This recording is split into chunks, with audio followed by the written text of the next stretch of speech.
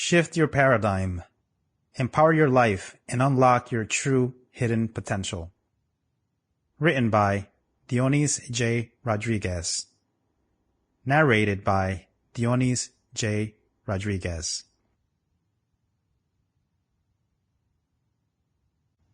For Nathaniel and Ariella. Do not go where the path may lead. Go instead where there is no path, and leave a trail. Ralph Waldo Emerson. Introduction. I've had an incredibly successful life. I was born at the bottom of society in a poor village in the Dominican Republic, but my parents' decision to emigrate to the United States created amazing opportunities for me. A combination of hard work, resilience, and excellent teachers and mentors allowed me to transform myself via education.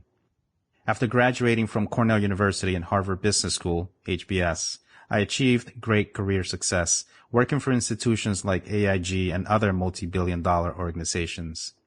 I climbed the corporate ladder and was unstoppable in all of my endeavors.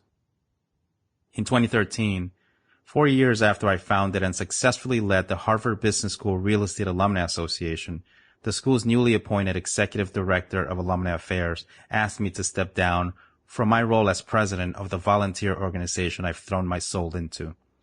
This blow came out of nowhere, leaving me feeling deeply betrayed by an institution I loved. I felt like a failure. For the first time in my life, my motivation, focus, and drive to succeed were negatively impacted. My paradigm shifted, and I felt like a sailboat without a mast in a vast sea, unable to move in the direction I wanted. I was powerless.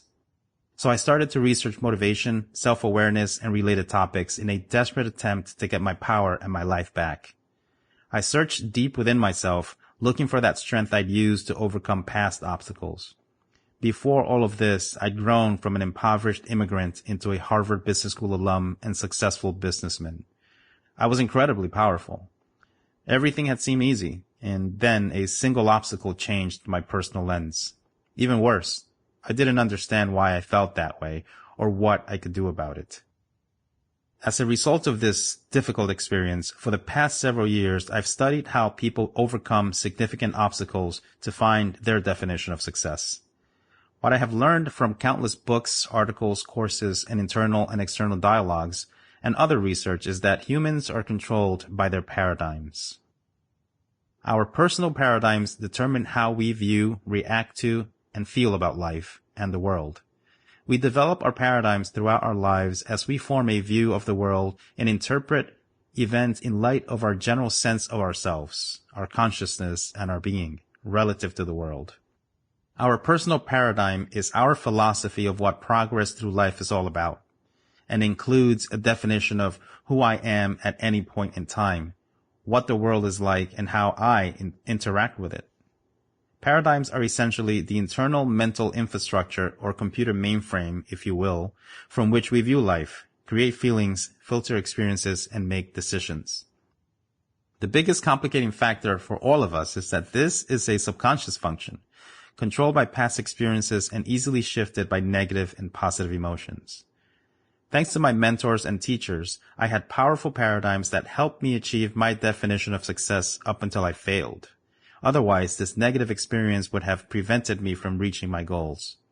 It did not matter whether I really failed or not, because my internal lens believed my feelings reflected reality, which then impacted my motivation, actions, and overall life perspective.